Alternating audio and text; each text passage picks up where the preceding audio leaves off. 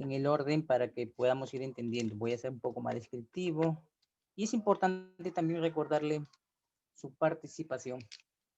Bien, quisiera saber si se logra oír bien el audio para poder empezar.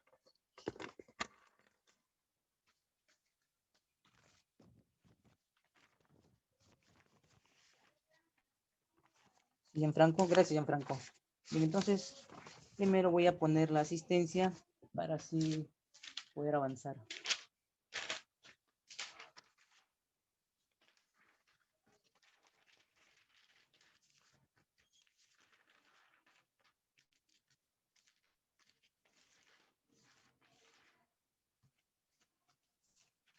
Unos minutos para poder tener la asistencia, generar asistencia.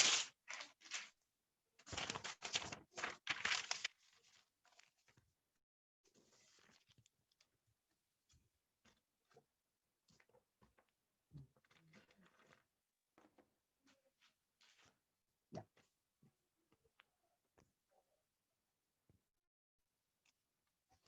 Entonces voy tomando sus nombres para poder gestionar la asistencia, ¿ya?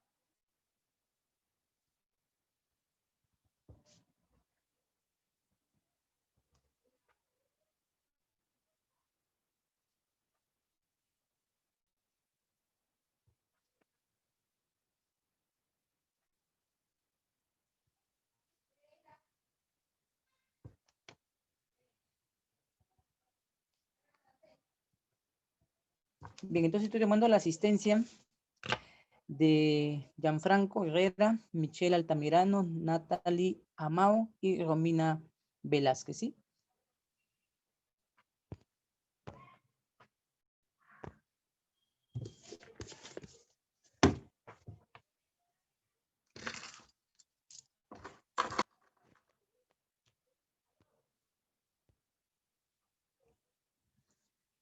Bien, bien, gracias. Como me manifiesta Gianfranco que se puede escuchar bien el audio, entonces voy a empezar por compartir la exposición del día de hoy. Y me dice siempre si se puede ver la diapositiva, ¿no? Es importante saber que lo puede usted visualizar. 4.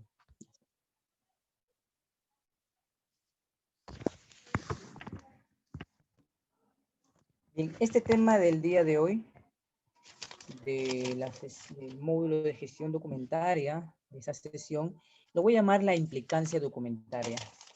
¿Ya? Este tema lo voy a titular de esta manera. Porque precisamente no voy a puntualizar un tema, sino que voy a analizar más bien un solo tema en el cual pueden suscitarse varias situaciones. Entonces, por eso que el día de hoy se llama la implicancia documentaria, ¿no? Porque todos los días, todas las veces en las que realizamos alguna actividad, siempre está de por medio un documento, ya sea que compres una casa, ya sea que vayas al supermercado, ya sea que compres algo en una bodega. Entonces, el documento siempre aparece. Entonces, has nacido y ha sido necesario que tengas un documento de identidad. Has ido a estudiar, es necesario que se formule el documento de estudio de tu etapa de infancia, de tu etapa de niñez, de tu etapa adolescente, de tu etapa profesional. Entonces, siempre hay documentos. Los documentos son lo que nos acompaña constantemente en nuestra vida. Te casas, documento. Te cansas del matrimonio, documento de divorcio. Entonces, así van a haber documentos. Toda la vida va a haber documentos. Para todo documento. Te mueres, también va a haber documento, ¿no? Entonces, pero en este ámbito que nosotros estamos, es el ámbito del comercio. Puntualmente, usted aboca a realizar actividades fuera del país, ya sea de importación o exportación, pero con miras a desarrollarlas dentro de este país. Entonces, por eso que yo le digo implicancia documentaria. La palabra documento aparece en toda la actividad y vida que tengamos, ¿ya? Tengámoslo presente. Pero es necesario hoy fijar que el documento se implique con nosotros, que es nuestra actividad. Por eso le llamo la implicancia documentaria en sus diferentes ámbitos. Yo digo ámbitos porque es necesario siempre, como la vez primera que tomaba usted como grupo, de que es importante la forma como vamos a denominar, llamar, conocer, señalar e identificar algo. No puede usar la misma palabra con el mismo sentido, importancia y significado en todos los lugares. Es importante, o sea, el hecho que tenga DNI no garantiza que exactamente seas tú. Tiene que haber una partida de nacimiento, de repente ya has hecho un cambio morfológico en la etapa de tu vida, entonces se necesita pues tener el documento. Por eso que el documento estrictamente en el comercio puede pasar por varios lugares, pero en los varios ámbitos en el que va a pasar, entonces hay que detenernos a pensar. Veamos lo que yo he colocado como preámbulo, ¿ya? Los documentos según su ámbito de aplicación o participación, ya sea la compra-venta, el seguro, en el transporte. Digo transporte a secas porque en el comercio el transporte es una sola palabra cuando se trata de transporte local y transporte internacional. Es uno solo, ¿ya? Lo vas a comprender cuando llegues a la sesión de estudio de la denominada valoración aduanera. Cuando hagas ¿cómo se llama? El análisis que hago yo en algunos grupos del tema de la liquidación aduanera y sectorista. Entonces, es importante que hoy comprendas que cuando hablamos de transportes en el comercio, implica lo local y internacional. Muchos autores, y de repente unos profesionales, cuando hablan de transporte solo piensan en barcos y aviones, pero eso se llama nave y aeronave. Entonces, no es correcto encasillar un término en un solo ámbito. Es importante que usted entienda que una palabra no será igual en diferentes aspectos. Por eso que aquí yo trato de eso. Además dice, lo que expongo, conlleva cumplir determinadas obligaciones por sector o país. Quiere decir, puede ser que un país dé razones de que necesitas un documento más adicional para presentar. Un sector, por ejemplo, un sector salud, compras algo y el sector salud dice, bien, está bien, has comprado algo, has presentado el documento, pero ¿sabes qué? A eso le debe acompañar una autorización, le debe acompañar un permiso, le debe acompañar una homologación. Entonces, es importante que hoy, cuando vayas conmigo en estas sesiones y al término final, voy a ver si hay una evaluación, en esto, o la participación más la evaluación cuenta, o un trabajo, porque son varias sesiones que voy a tener con usted. Entonces creo que sí se puede hacer algo que, en respuesta a lo que estamos aprendiendo. Y entonces usted tiene que emplear el vocablo apropiado. ¿Sí? Eso sí le digo. El vocablo apropiado. Es importante que sepa expresar la palabra, el término en el ámbito correcto. No pueda, por ejemplo, decir dúa. La dúa solamente es un pequeño, una parte de algo que se llama dan. Entonces es importante, por eso, identificar. Y además esas situaciones que nombro, anteriores, como la participación o aplicación y la obligación, determinan siempre un hecho que cuando se cometa una omisión o un error, se sancionará. Y es por ello que se hace necesario en tu vida formativa identificar y conocer siempre el ámbito. Sin ello, vas a llamar a todo de igual manera. Y yo tengo la peculiar manera de decir que en el comercio no existen los sinónimos, pero sí hay antónimos dentro de la misma palabra.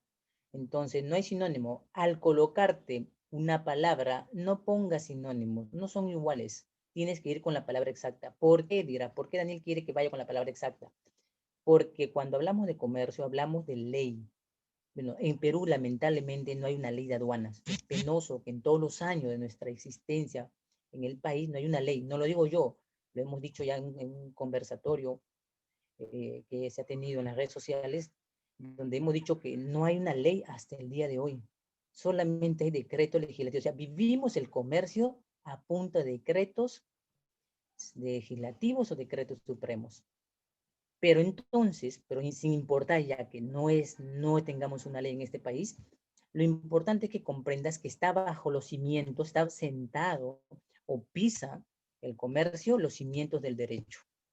Entonces, tú dirás, bueno, es fácil estudiar comercio, ¿no? Yo no postulo por aquí, yo tomo una certificación, no me hago tanto problema. Sí, pero está sobre la base del derecho. Comete un error, se verá si es por administrativo. Comete un error y veremos si es penal o civil. Por eso, aquí, la determinación de esto es importante. Un documento puede evitar que te quitemos tus cosas. Un documento podría darte la facilidad de traspasar tu derecho a otro cuando no puedes cumplirlo tú. Un documento comporta muchos aspectos. Por eso que es importante tomarle peso al documento. Y no solo conocerlo en el nombre, sino en la estructura. Y ver que el año pasado al año de hoy entrante no es igual. Hoy estamos con 4.400 en la unidad positiva tributaria. Y sabemos, y usted debe conocer también, de que las multas en aduanas se rigen por la unidad impositiva tributaria. De que ya nació la restricción a las mascarillas mencionada desde enero del año pasado. Hoy, al día primero, cuando ya nadie podía ir a la playa para celebrar el año nuevo, salieron normativas en el diario peruano. Entonces, por eso que es importante que comprendas que yo voy a ir por ámbito. Y si hubiere alguna participación como una evaluación o se te manda a de repente analizar algo, tienes que ver que correctamente la palabra concuerde con el lugar, o sea, el término. Por eso te voy a mostrar algunos alcances que yo voy a encontrar para que tú puedas devolvérmelo, y como se dice, cuando se solicite la participación, en igual manera. Entonces vamos a ver la primera situación. El ámbito documentario puede ser en lo comercial, puede ser en el transporte, puede ser en el seguro, puede ser en el ámbito aduanero y puede ser en la implicancia paraarancelaria. Por eso le digo, un papel puede pasar por todos estos ámbitos, un solo papel. Un papel puede abrir todo esto. Un papel permite identificar un proceso. El papel llamado documento se entrará en uno de estos ámbitos y tomará un nombre, pero somos consecuentes también de que muchas veces, dependiendo del lugar, la región y el idioma, entonces nosotros creamos jergas laborales. Pero es importante dentro de las jergas no perder de vista su implicancia. Voy a poner algunos ejemplos más puntuales para que vean que el documento cómo interviene. Un documento comercial puede ser una factura, denominada invoice. Un documento de transporte puede identificarse en el medio marítimo, aéreo, terrestre y en su participación o forma multimodal u otros. No nombro ferroviarios porque acá no hay trenes para carga internacional. Fluviales y lacustres son para documentales del turismo. Entonces, por tanto, el documento de transporte acá que se va a hablar es el que se implica con la mercancía, no con la mercadería. Si hablamos de seguros, podemos hablar del TPPS o la póliza de seguro. Hay conexos, sí, no aparecen, pero la parte operativa lo obliga. Naturaleza y estado, sí, porque hay documentos que necesitan respaldar lo que tú compras. ¿Por qué crees que se inmoviliza una mercancía? ¿Por qué crees que terminamos incautando la mercancía? ¿Por qué crees que terminamos objetando el valor de lo que has comprado? ¿Por qué crees que tienes que revisar el documento? Estos son algunos de los aspectos de manera general que vamos a esbozar. Por eso le llamo implicancias. No he entrado de lleno a hablar de un documento como la factura y decir muchas cosas. No. Es innecesario primero ubicarlo y es necesario saber dónde. Veamos, entonces, un aspecto muy importante también ahora para empezar. Bien, hasta aquí. ¿Alguna pregunta? ¿Algo en que participar? ¿Alguna duda? Siempre es importante que participes, ¿sí? Participa mientras estás en línea. Participa mientras estás estudiando, porque en el ámbito laboral, si alguien siente que eres una pequeña amenaza a su puesto, no te va a enseñar. Te va a decir, ya estudiaste, se supone, ¿no? Esa es la respuesta siempre de algunas personas cuando van a iniciar usted en el ámbito profesional. Pregunte siempre algo. Ahora, por eso le digo, hasta aquí, ¿ha podido entender de qué vamos a tratar o desarrollar? ¿Lo has entendido, Gianfranco, Michelle, Natalie y Romina? ¿Han entendido qué voy a empezar?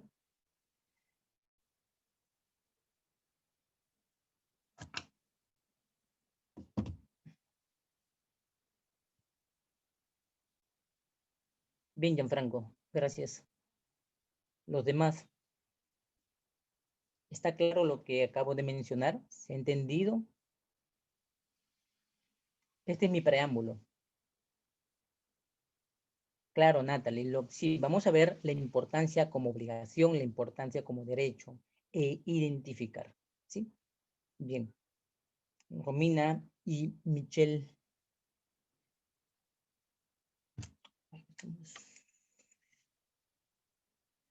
Verdad, espero que haya empezado un buen año 2021. Me había olvidado de darle la bienvenida del año 2021. Es importante ver que hay cambios sustanciales que se van a ir dando. Bien, Romina. Bien, si está por ahí, Michelle, espero tu opinión. Bien, vamos a ver el tema. Miren, es importante hacer una diferencia aquí. ¿Cuándo es documento comercial? Bien, Michelle. ¿Y cuándo es comprobante de pago? Nosotros cuando nos referimos a los términos, uno conlleva el ámbito general y uno conlleva el ámbito específico. Me refiero, el ámbito general es porque podemos sacar muchas conclusiones y este elemento está participando en varios procesos. En cambio, cuando hablamos de un ámbito específico y específicamente vamos a hablar de los comprobantes de pago, me estoy refiriendo a un ámbito donde está determinado por una situación que el país o la entidad competente lo impone. En este caso, como vamos a hablar de lo primero, que es comprobantes de pago, a nuestra mente viene que alguien debe dictar la norma, que alguien debe decir que por qué es necesario. Y el único que hace propaganda y el único que te cierra la tienda o la bodega, ¿no? O te aplica la multa, es la SUNAT. La SUNAT, a través de su reglamento y su decreto supremo y modificatorias, ha establecido su opinión de lo que es un comprobante pago. También ha indicado cuáles son los comprobantes pago. Pero este ámbito, que es muy específico, solo se refiere al ámbito local, aquí, local. Por eso es que debes identificar que SUNAT Wilson y SUNAT Chucuito, Callao, no son iguales. El nombre es el mismo, pero esto cambió por la ley del fortalecimiento de la SUNAT dada por el presidente en aquel entonces como presidente, el señor Humala. Humala comprendía que no podía haber una SUNAT/A cuando se trataba de aduanas, porque eso lo hizo Fujimori. Este presidente que ingresó dijo, bueno, la SUNAT quiere tener independencia, fortaleza, capacidad jurídica. Entonces nació la ley del fortalecimiento de la SUNAT. Y entonces la ley del fortalecimiento de la SUNAT permitió entonces identificar los campos. Es importante por eso que cuando mires TV y mires que está SUNAT en un local o mercado y ves a una que tenga chaqueta y diga aduana, pero también es SUNAT, vamos a comprender que hay dos, que la persona que está siendo intervenida está cubriendo dos ámbitos.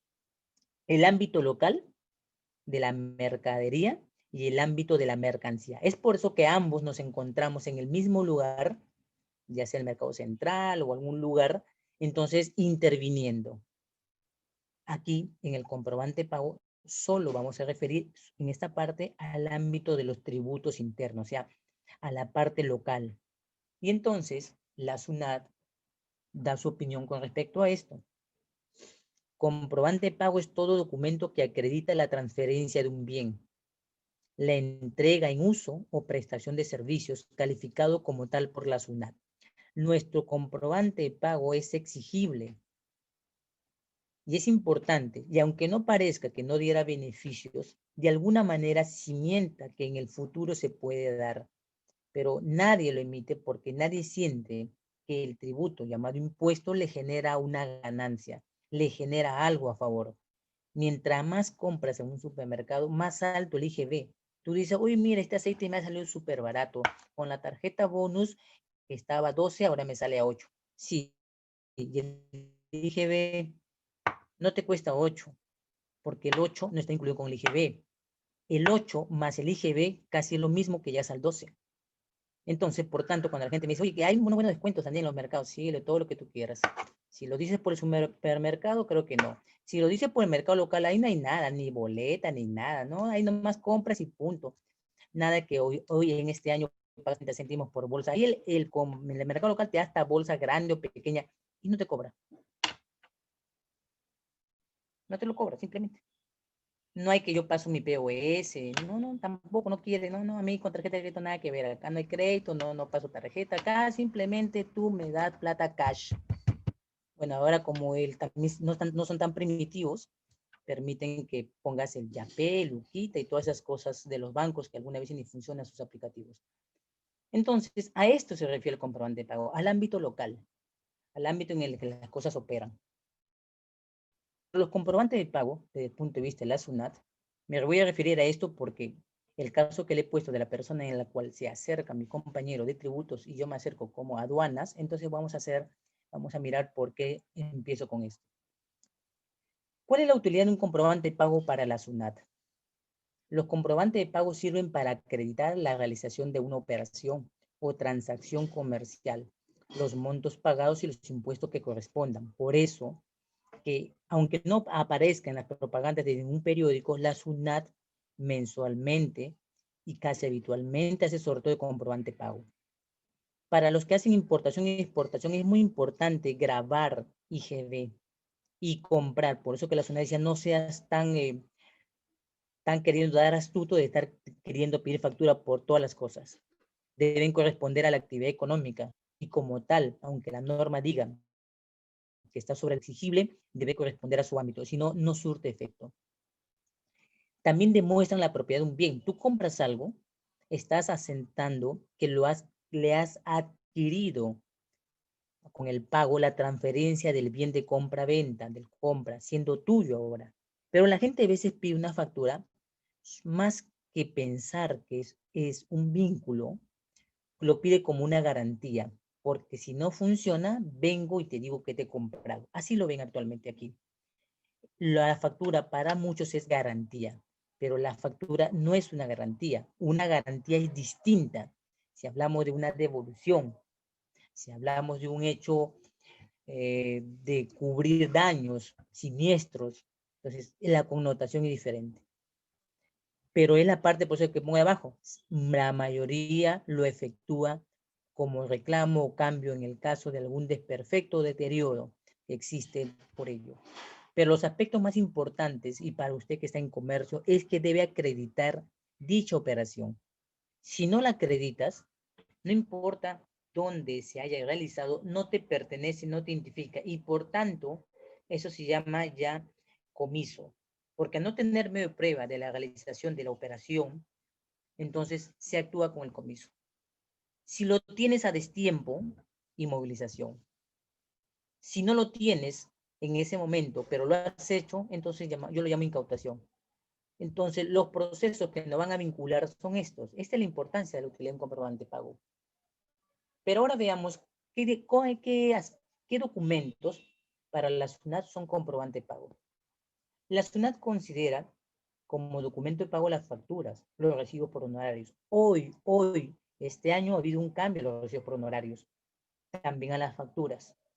Aún la boleta de ventas continúa, las liquidaciones de compra, los tickets o cintas de máquina registradora, esos que te dan cuando vas a una tienda y te dan un tiquecito, pero dice, puedes canjearlo por si acaso con tu boleta. Claro, pues no, a partir de 5 soles se sabe que es exigible, pero como la ley permite regularizar, algunos solamente viven de ticket.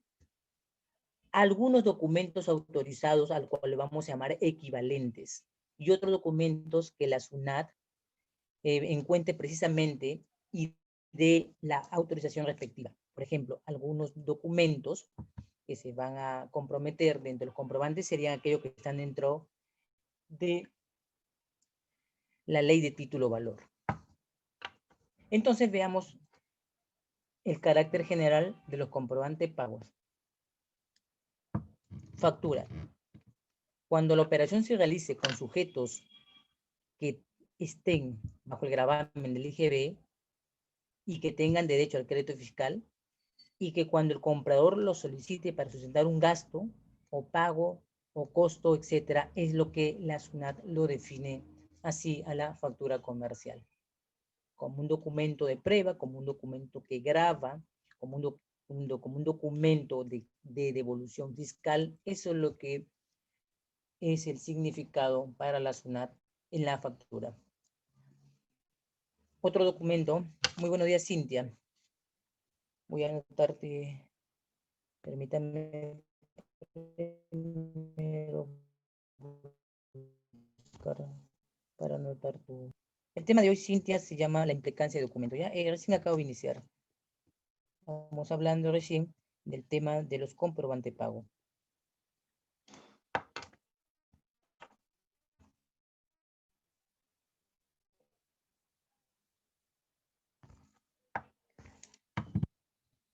Bien, entonces, ya, esta es la visión SUNAT, SUNAT tributos, no la SUNAT aduanas.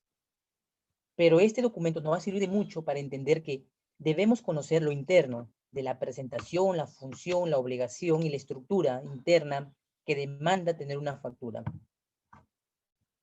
Ahora, otro documento que he considerado mencionarlo dentro de los comprobantes de pago para poder implicarlo con el tema del comercio es el documento de la guía de remisión, de remitente o transportista. Documento que acredita el traslado de bienes.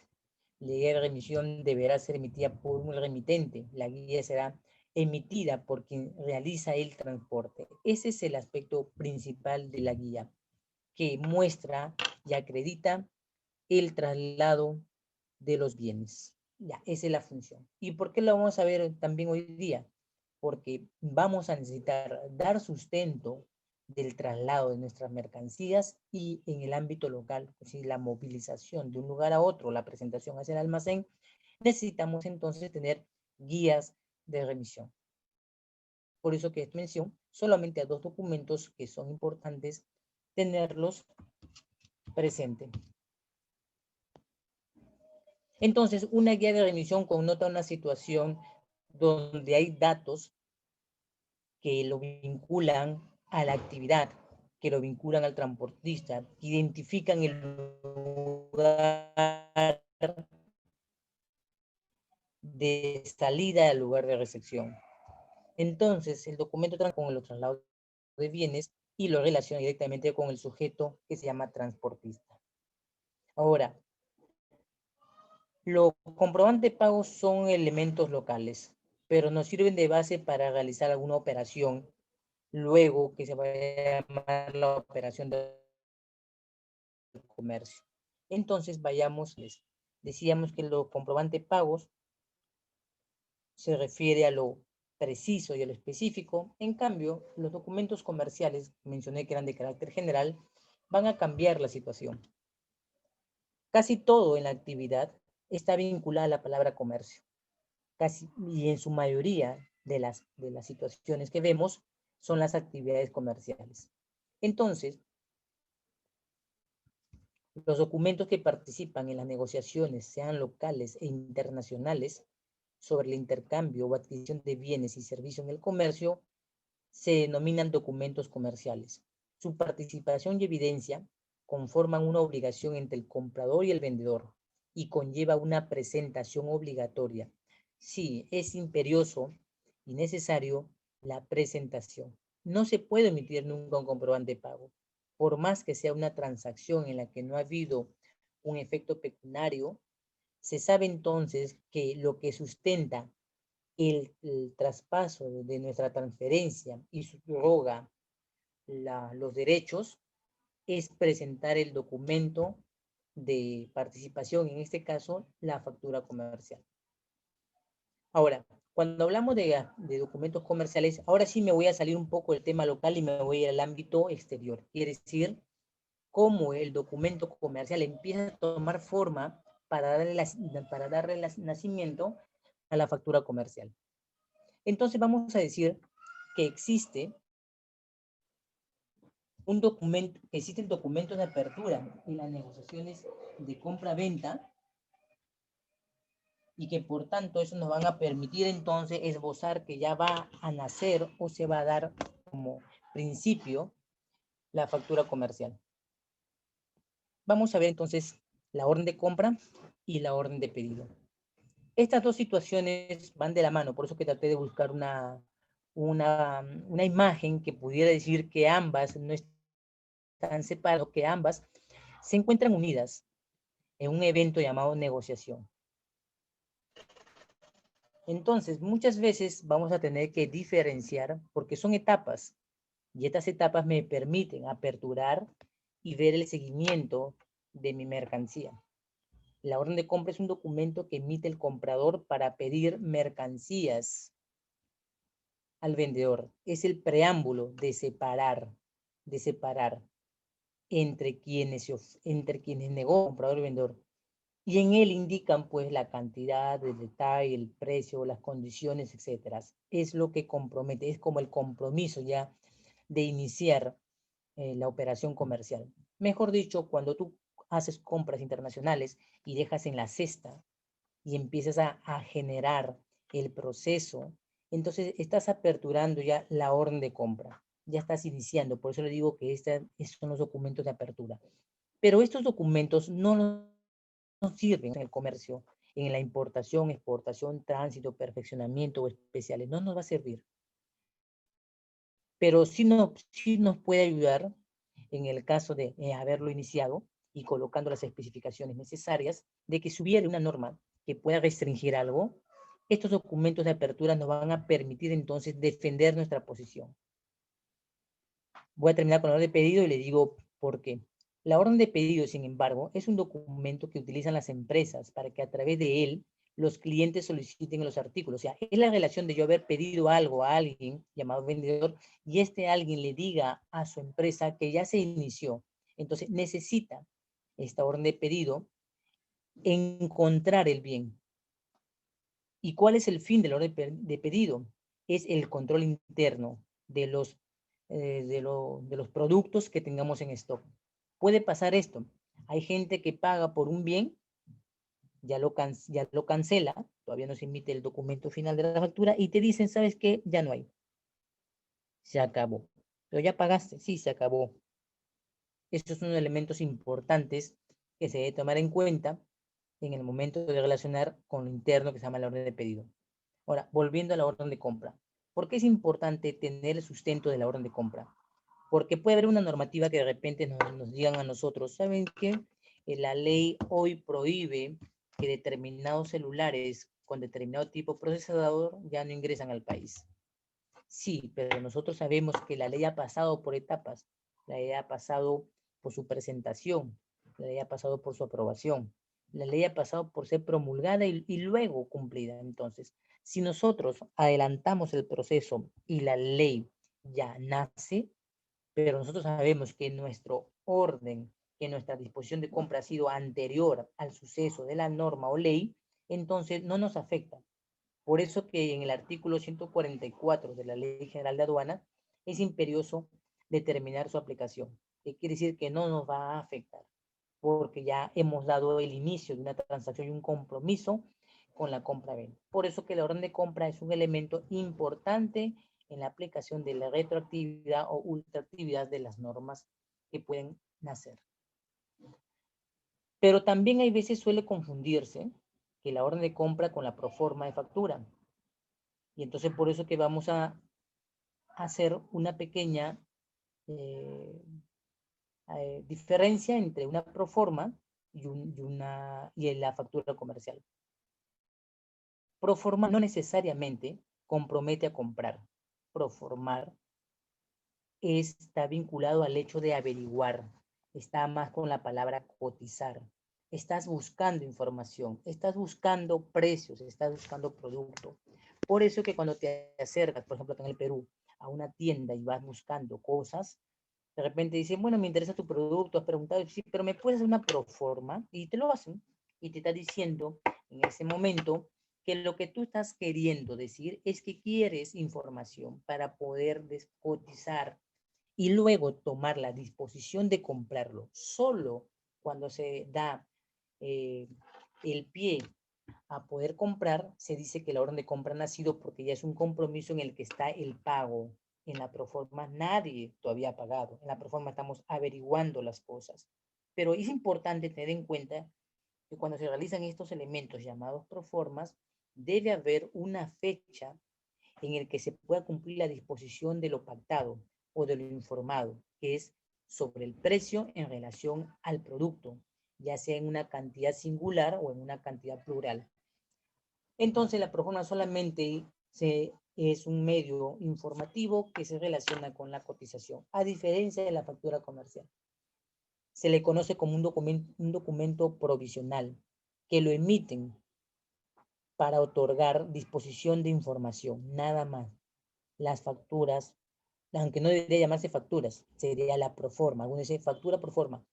La proforma tampoco es aceptada en los términos de comercio cuando hablamos de regímenes de importación o exportación. No son válidos. Lo que es válido es lo que está al costado de él, que he colocado, que es la factura comercial o el invoice. Ese es el documento único y válido para poder presentar equivalencia. Lo vamos a discurrir hoy día. Bien, hasta acá. ¿Alguna pregunta? ¿Alguna pregunta? ¿Ha quedado claro la comparación o las diferencias que estoy haciendo respecto a la orden de compra, una orden de pedido y la proforma? ¿Sí? ¿Se ha podido entender?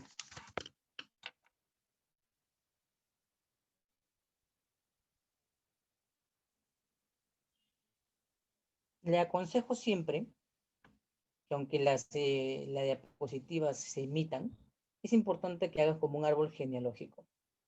Si lo conoces, un árbol genealógico, los que lo han aprendido, es hacer una secuencia de hechos para podernos permitir identificar nuestros procesos y algunos, como te dije, como la orden de compra, te permite entonces sustentar sobre una situación donde una norma o ley te puede restringir algo. Bajo el criterio del decreto supremo, entonces podríamos decir que con esto no me va a afectar porque yo ya inicié el compromiso formal y lo cerré ya negociando con el medio de pago. En la proforma que se aboca una cotización no es un compromiso aún de la negociación. Solamente una de las partes está interesada y la otra parte es informativa. Por eso que las facturas proforma, o mejor dicho, la proforma no tiene validez legal. Lo que puede alcanzar a la validez sería la orden de compra. Bien, ¿alguna pregunta? ¿Alguna duda?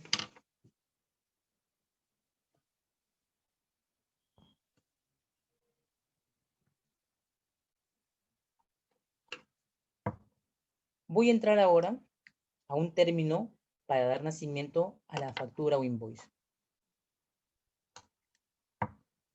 Pueden ver que yo he colocado correctamente términos señalando la salida y el ingreso. Pero en el término de la imagen que muestro, nuestro término de flecha hacia arriba diría que está yéndose, está saliendo, está partiendo. Entonces he puesto el término del vendedor exportador y debajo he puesto el término del comprador importador. Estas situaciones que yo estoy colocando acá es importante aplicarlas porque esta situación de palabras denota lo anterior, denota el ámbito local y la comercialización exterior. Por eso, más adelante voy a mostrar algunos pequeños cambios, ¿ya? Algunos pequeños definiciones de ello. Entonces, parece mentira, pero la factura comercial se implica con ambos sujetos de diferentes ámbitos. Por ejemplo, si Romina vende aquí localmente, está realizando un negocio y ofrece algo, es un vendedor. Pero si Romina se cansa de que nadie le compre, por más que siembre, por más que meta injertos y quiera mejorarlo, el mejor abono, y siente que no le pagan el sacrificio que está realizando, entonces busca un mercado. Y si ya no le vendo pues al distrito del Callao, voy a venderle a otro, no un distrito, sino que voy a ofrecerlo a quien pueda en el exterior de otro país, me lo pueda adquirir. Entonces, Romina toma la connotación de llamarse exportador. Alguno de ustedes, Gianfranco, tiene un negocio local propio, se dedica a la reventa, está trabajando, pero siente que le está subiendo el precio a quien le vende siempre, le provee. Entonces él ya su margen de ganancia se va acortando. Si ganaba 10, ahora gana 8. Le pego ganando 5. Y dice él, ya no es. Y escucho un término que me parece muy gracioso, que dice, estaba trabajando el negocio a obtener pan por pan. O sea, me explicaron qué significaba no ganar nada, solamente mantener a flote el negocio con la idea de que vas a tener un producto que sí te va a devolver las ganancias, porque ahí estás vendiendo a pérdida. Entonces, por eso pan con pan. Pero entonces es importante que si Gianfranco siente que las cosas le suben, ya no puede comercializar de esa manera, entonces se abre camino a decir, bueno, voy a coger mi aplicativo app de esta empresa AliExpress y voy a decidir comprar. Ah, sí, Cintia, eso sí me pasa a veces cuando quiero ingresar. Sí, dependiendo de la zona, dependiendo del departamento, dependiendo del lugar, dependiendo de la altura, en este país las cosas se pueden poner de 5G a nada de G, no hay G, nada, desapareció. No importa qué empresa sea, al final una simple ave puede usar el daño de la intermitencia de velocidad de datos, ¿no? Y uno siempre termina quejándose en Indecopy que la empresa no cumple y la empresa siempre termina regalándote datos, ¿no? Sí, ya es muy común. Ahora también depende del smartphone, depende del tablet, depende de la unidad receptora, que es tu laptop o ordenador, depende, ¿no? Bien, pero no pierda la sintonía. Espero que todos ustedes puedan estar en contacto siempre para que lo que uno escucha lo pueda transmitir al otro, ¿sí? Eso es importante. O también puede ver el vídeo, creo que lo graban. Bien, entonces Gianfranco se cansa de comprar las reventas y Gianfranco dice, bueno, voy a comprar algo, voy a traer algo. Entonces Gianfranco ya no será un comprador, sino Gianfranco será un importador. Y es curioso, porque el documento que puede abarcar estas situaciones, se va a llamar factura comercial. Entonces, eso es, miren cómo puede operar localmente la factura, como la factura también puede connotar una situación de negociación exterior, ya sea por la exportación o la importación. Por eso que es importantísimo que yo partí con los comprobantes de pago. O sea, toma un nivel mayor. Y entonces, si toma un nivel mayor, la factura nos compromete al proceso del comercio exterior, del comercio de los bienes exterior y nos compromete también con local. Entonces, ahora sí voy a hablar más bien en términos de definición de la factura comercial, pero de comercio. Entonces, podemos decir que es un documento que emite el vendedor y es exigido por la aduana de algunos países importadores con fines estadísticos o informáticos, en especial sobre la estructura del precio. Sí, cuando alguien nos ofrece algo, ese vendedor que es local nos decide vender, se convierte en un exportador bajo la condición de comercio. Pero debemos identificar la actividad a la que se dedica y debemos connotar el nivel comercial. Es importante porque de repente le estoy comprando a un distribuidor, de repente le estoy comprando a un vendedor local, de repente estoy comprando una fábrica. Es importante entonces la situación esta que he planteado. ¿Por qué? Porque la estructura del precio va a variar. No es lo mismo comprar, por ejemplo, no he comparado los precios bien, entre un Mayorsa y un Vega en el Perú, o un Macro. Entonces, se les conoce habitualmente, las personas lo denominan aquí, mayoristas. Si vas a una bodega, le dirás minorista. Si vas a un supermercado, entonces le dirás que es una tienda de comercio, negocios retail.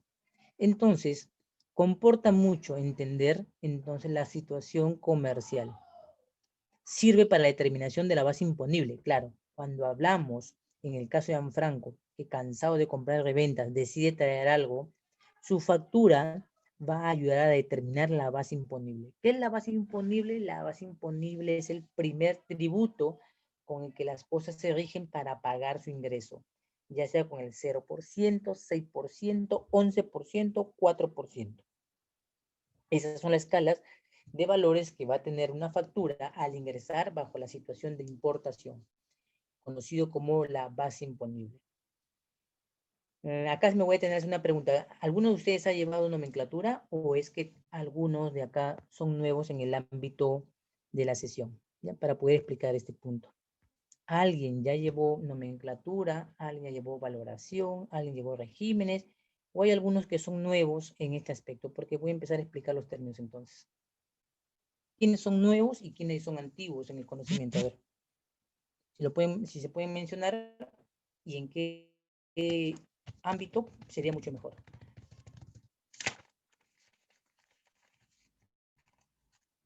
Gianfranco, todos los módulos. Entonces, usted sí comprende mis términos. Bien, Gianfranco, voy a tomar nota ya, porque necesito saber quiénes manejan los términos y quiénes no para poder hacer una mejor presentación ya para todos. Bien, Gianfranco, gracias. Michelle, Natalie, Romina.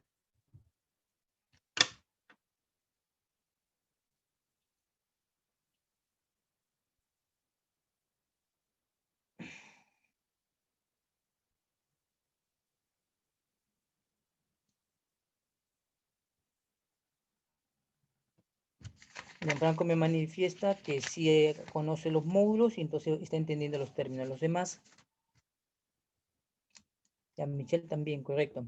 Muy bien, Michelle, gracias. Excelente. Módulos de Natalie, ¿de qué temas? De los temas que he mencionado, nomenclatura, valoración, legislación, preferencias. Exactamente, ¿qué módulo, Natalie?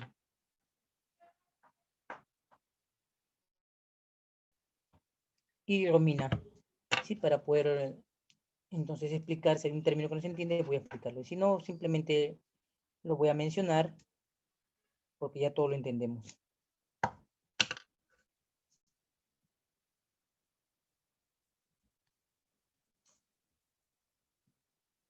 Preferencia y valoración. Correcto, ya, muy preciso entonces, usted sí está entendiendo. Ya. Romina, me falta Cintia que se entra y sale con su internet. Y tributación. Perfecto, Natalie. Ya.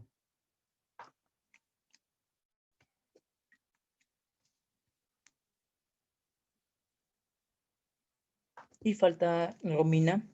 Cuando entre Cintia le preguntaré ya, porque ya que está entrando y saliendo por el internet.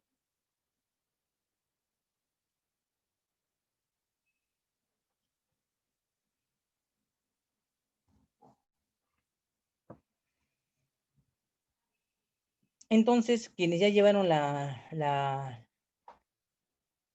sesión y módulo, la base imponible es aquella que ayuda a determinar el tributo tras haber clasificado un producto.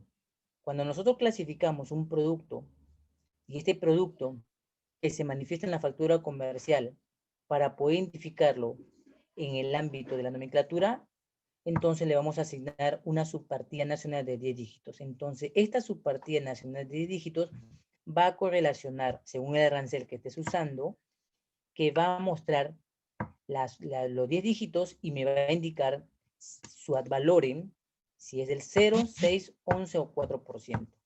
Cuando aplicamos entonces este término en el ámbito de la legislación, lo llamaremos la base imponible. Y si lo vemos en los aranceles, diremos que tiene un ad valorem determinado.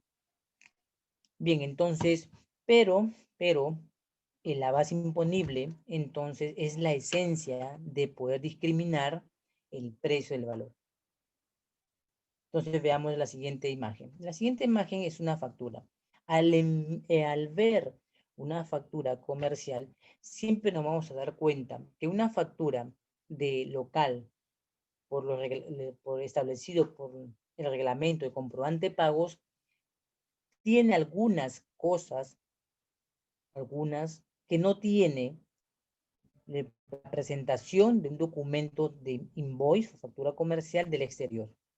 Y entonces nos hace imperioso entender que cuando hacemos el comercio de la importación y exportación, la factura comercial entonces se ve obligada a tener algo que no es exigible en los reglamentos de comprobante de pago, ¿ya? Entonces, en este comprobante de pago vamos a ver el ámbito de la factura. Aquí en el comercio tiene dos ámbitos. El ámbito de la factura comercial en el comercio tiene el ámbito de participar en la compra-venta, porque estamos haciendo la transacción, la negociación o la adquisición de mi producto que quiero comprar o vender.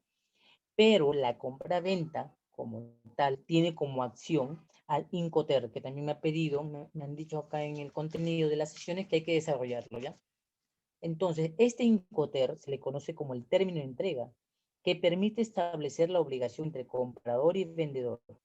Y subroga, por ejemplo, el discriminar los pagos, discriminar los precios, discriminar los costos.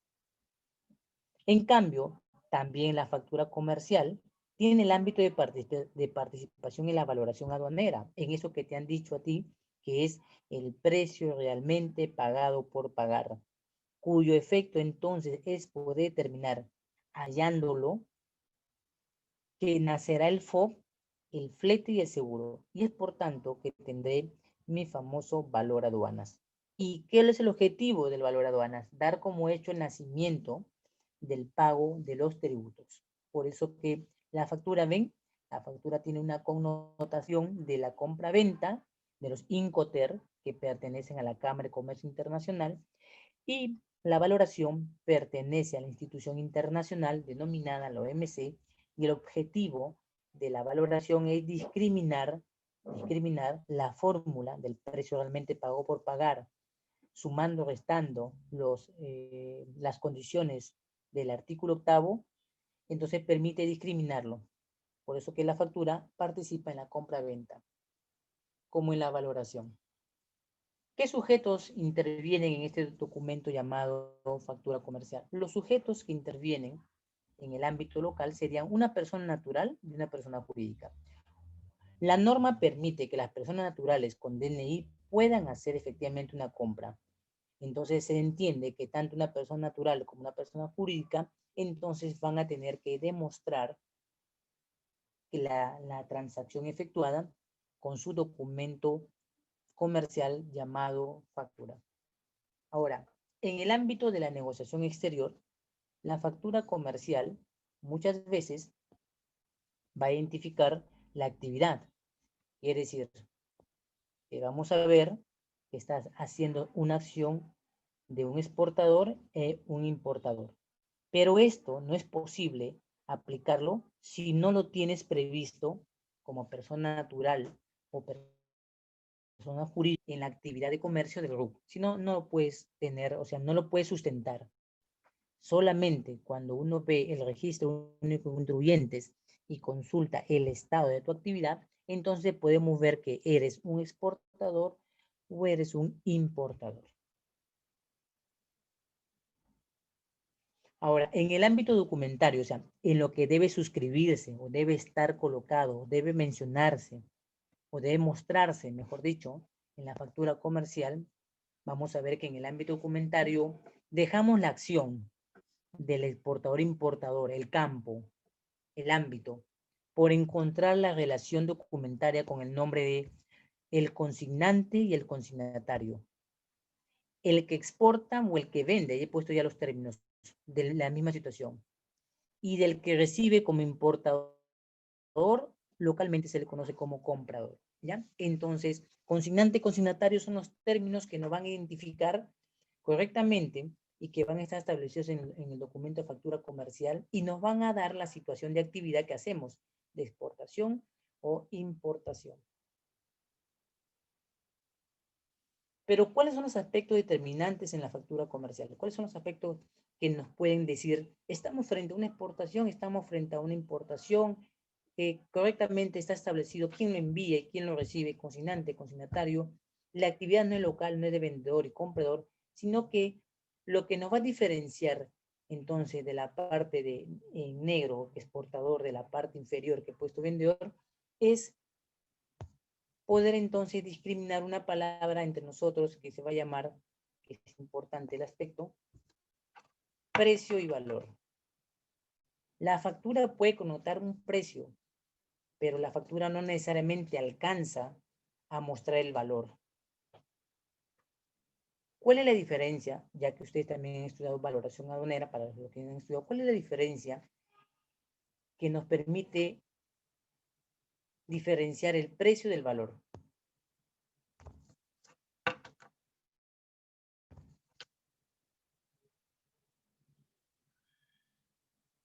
Una factura puede tener precio, pero no necesariamente la factura puede demostrar el valor, ese valor aduanas que nosotros queremos.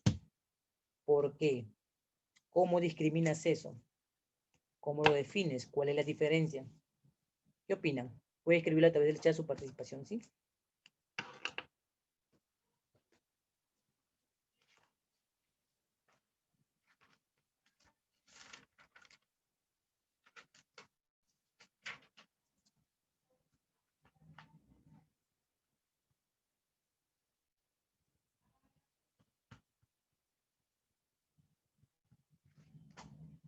¿Cómo diferencias que una factura que muestra el precio no puede alcanzar al valor, a ese valor aduanas que nosotros lo vamos a conocer como el valor FOB?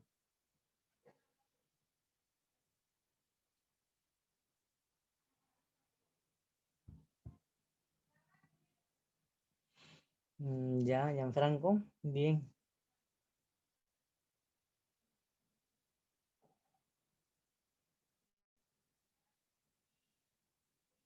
Ya, bien, Natalie.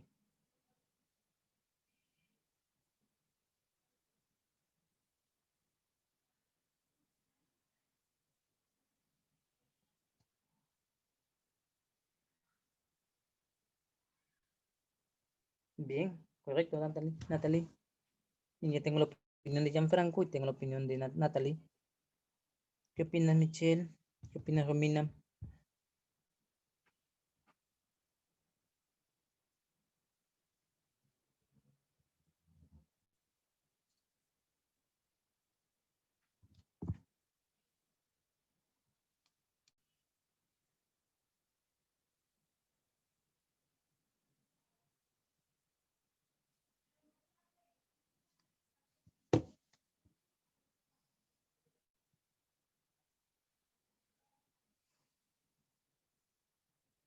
Vamos a concluir siempre que una factura comercial siempre mostrará y va a evidenciar el precio. Siempre, una factura. Ya sea local, en nuestra índole de vendedor y comprador, y ya sea en la negociación de la exportación e importación. Siempre habrá un precio. Porque el precio es una relación que lo determina uno y lo paga el otro. Como dijo Natalie, lo determina el vendedor y lo termina asumiendo como compromiso de pago quien lo compra. Entonces, pero es una determinación libre porque se sujeta a la negociación que están entre ellos dando. Por tanto, siempre este tema del precio no refleja el valor FOB. Y me comentaba, por ejemplo, Natalie también, que el valor está determinado, que el valor aduanas está determinado por el FOB, flete, el seguro. Pero Gianfranco dijo una parte esencial también, que el valor denota la esencia. Claro, el valor connota una situación objetiva y subjetiva. La objetiva sería esta, por ejemplo, que realmente el elemento conlleva más conexos, pagos o gastos. Y es subjetiva porque lo que para uno es más, para otro puede ser menor. Supongamos que Natalie tenga un iPhone y Gianfranco tenga un Samsung. Las dos pertenecen a la misma casa, solo que uno es un producto como decimos, como de bazar, más exclusivo, tiene una diferencia, y el Samsung ya es las dos son marcas, pero son situaciones distintas. Pero viene un tercero y dice, ¿sabes qué? A mí no me parece mucho, a mí me parece mejor el Xiaomi. Entonces, el valor connota la situación subjetiva como objetiva. Pero, ¿cuál es la esencia del valor? La esencia del valor es que, vamos a poner el ejemplo, Gianfranco compra algo y Gianfranco está olvidando que tras haber adquirido el algo al cual tiene el precio, también tiene que considerar los gastos que está realizando por ir a recogerlo. De repente pagó con tarjeta y le debitaron algo adicional por dicha transferencia. Gianfranco consume algo en el camino mientras va a recoger. Gianfranco decide envolverlo porque lo convierte en regalo. Gianfranco va adicionando pagos, va adicionando situaciones. Y Gianfranco finalmente decide que lo envuelto para regalo no lo va a tener aquí, sino que la persona que lo recibe está en otro departamento y Gianfranco paga el flete para el envío hacia el otro departamento. Entonces, el valor esencialmente en el punto del comercio compromete a lo que dice la OMC y lo está manifestando Natalie, es decir, el valor aduanas compromete flete y seguro, pero el valor FOB está determinado siempre por los gastos adicionales que finalmente son propios de mi bien de compra. Le voy a mostrar una factura comercial para que comprendamos esta definición. Entonces, el valor no está fijado por el vendedor o el comprador como lo supone el precio que es libre, sino que el valor lo fijan los acuerdos internacionales, lo fijan las instituciones en el cual los países que se comprometen o adicionan lo respetarán. Vamos a ver entonces la factura comercial, ¿ya? Para que entendamos. Ahí está. Esta factura comercial tiene precio, pero esta factura no podría alcanzar al valor aduanas si es que en él no subyace o no está previsto un término de entrega. Ahí vemos. La factura tiene la descripción. La factura muestra el modelo. Lo común, la factura tiene el precio, tiene el descuento. Hasta este ámbito, ambos hechos de facturas locales como internacionales tienen lo mismo. Lo que va a hacer la diferencia aquí sustancialmente es que esta factura ha pactado un término de entrega, lo que la obliga de alguna manera a considerar lo que mencionó Natalie, decir, entonces esta factura está llevando el Incoterm de CIP, costo, seguro y flete. Entonces en este análisis de la factura ya no hay un precio, lo que tenemos acá son valores. Bien, ¿hasta aquí se ha entendido? ¿La puedo entender la explicación?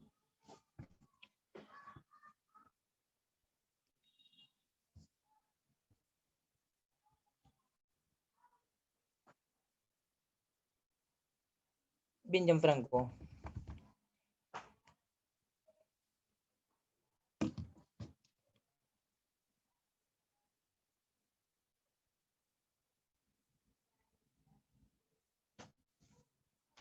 ¿Sí, Natalie? Bien, entonces ahora podemos también sacar otras conclusiones de la parte central de esta factura comercial, que también es parte del precio y el valor. Y es la situación siguiente que le presento y vamos a compartir con ustedes sus opiniones. Lo que vemos ahí son dos productos.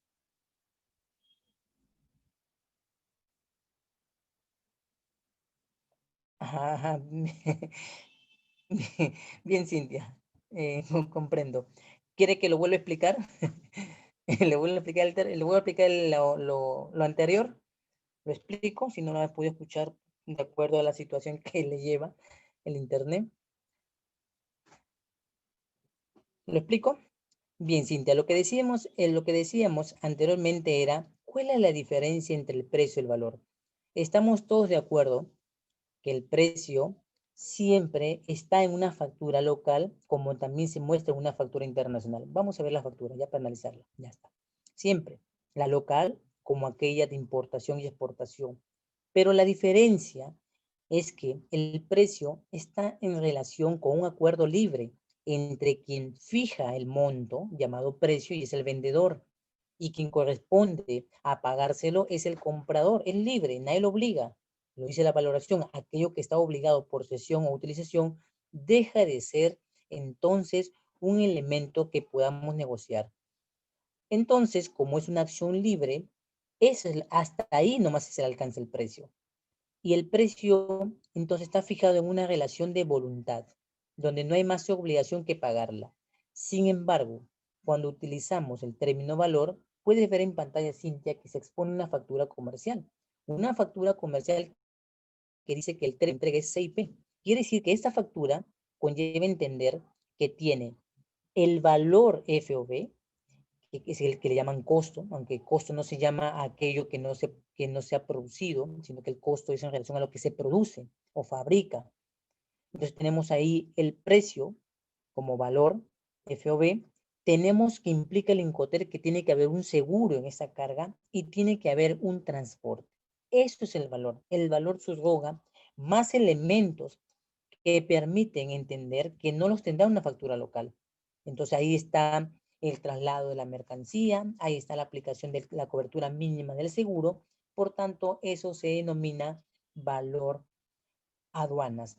Valor es el término que lo han pactado a través de la OMC y los países que conforman la OMC lo adoptan para poder con el valor aduanas determinar los tributos locales que van a aplicarse en el país, ya sean siendo la base imponible 0, 6 u 11. Eso nos permite. Y si han estudiado entonces ustedes o son sectoristas, liquidadores o asistentes de comercio, comprenden entonces que cuando hablamos del valor, solamente si aplicamos valoración podemos hallar tributación. Si no aplica valoración, está cumpliendo correctamente el cálculo, pero no está siendo real, porque las facturas de negociación de importación, sobre todo, son aquellas que implican discriminar por la valoración aduanera. Entonces aquí vamos a ver lo siguiente. Cintia, Natalie, Gianfranco, Michelle y Romina. Que hay descripciones que se colocan en la factura comercial, pero también es importante entender que hay descripciones que son principales y obligatorias. Entonces, cuando tiene la implicancia del valor, debe tener la descripción principal y la descripción obligatoria.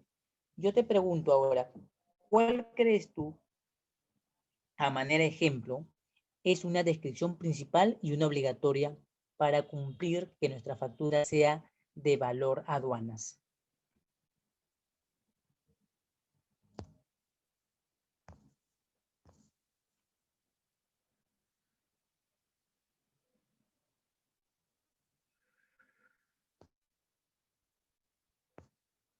¿Cuál creen ustedes?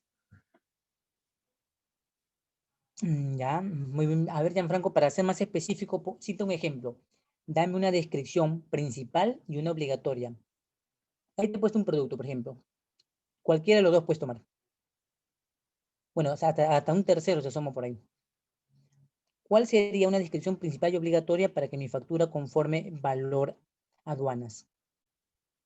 Porque mucho que precio sí va a haber, pero yo quiero ahora descripción principal y obligatoria. Cite un ejemplo.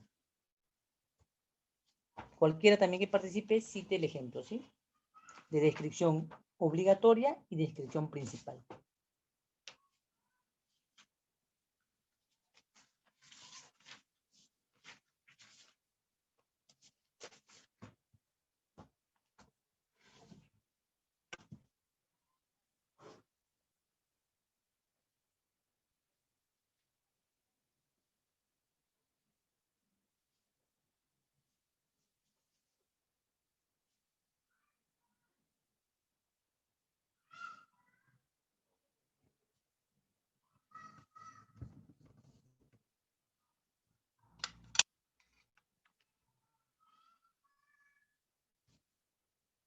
Ya, muy bien.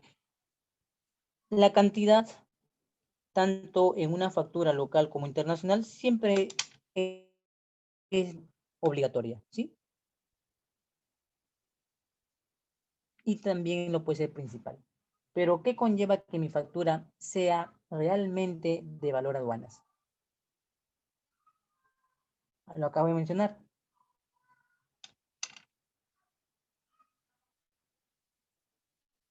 ¿Se han dado cuenta?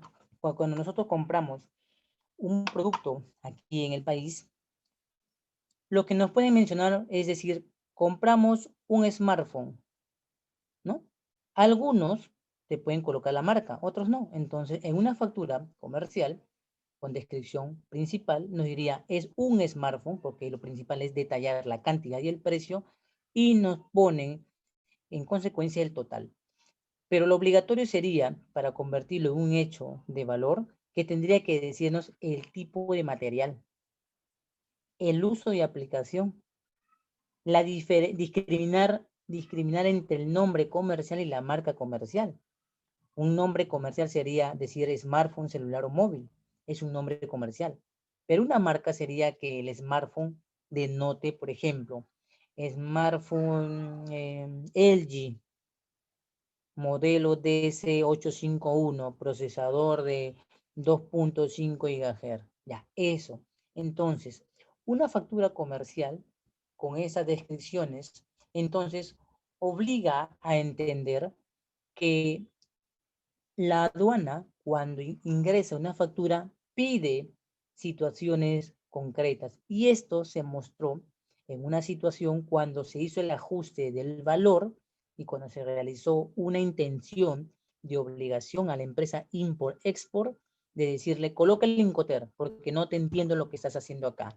Entonces, esta empresa se fue a un juicio, pasó el proceso administrativo contencioso de los 9 meses y se fue una demanda de 5 años con la SUNAT para decirle a la SUNAT una cosa importante. Primero, los Incoterm no son obligatorios. Desde el punto de vista jurídico, los Incoterm son supranacionales porque la importación y exportación está regida por un decreto legislativo, no por una ley ni por una norma. Y por tanto, los Incoterm con los cuales Perú también adopta, acepta, permite, son aquellos términos de la Cámara de Comercio y libremente vendedor y comprador lo adoptaron.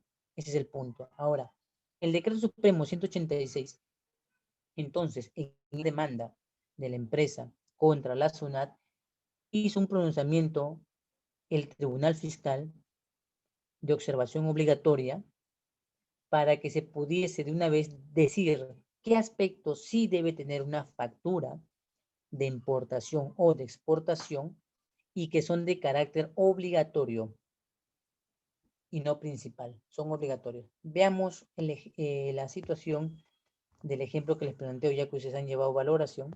Entonces vamos a ver. El contenido obligatorio del invoice bajo el decreto supremo de la valoración aduanera. Entonces, una factura conlleva siempre elementos descriptivos, siempre. Pero lo importante de los elementos descriptivos de una factura comercial sería lo siguiente que le presento a continuación. Sería nombre o razón social del remitente. ¿Por qué nombre o razón social? Porque no es lo mismo un nombre comercial que una razón social. Por ejemplo, usted se da cuenta que si usted abre un negocio, usted puede tener negocio y al cual le va a poner un nombre comercial y no pertenecer a la razón social. Me refiero, usted no es un código RUC 20, usted no está bajo la ley de constitución de sociedades.